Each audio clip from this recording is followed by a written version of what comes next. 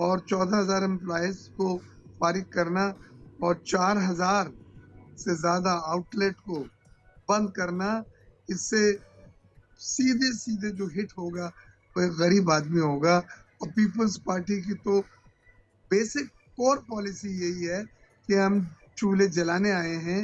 चूल्हे बुझाने के नहीं आए। मिर्ज़ा साहब, मुझे ये बताइएगा कि क्या पीपल्स पार्टी की जानिब से कोई लेआउट प्रपोज किया गया है कि इन लोगों को कहाँ एडजस्ट किया जा सकता है? लेट्स हमने से कहा है उनको absorption into different department, government की मुख्तलिफ डिपार्टमेंट में वैकेंसियाँ निकलती हैं, उनको रोकें और उन वैकेंसियों पे यहाँ के लोग जो जिस कैडर के हैं, वो इसमें ज़्यादा ऊंचे कैडर के लोग हैं भी नहीं,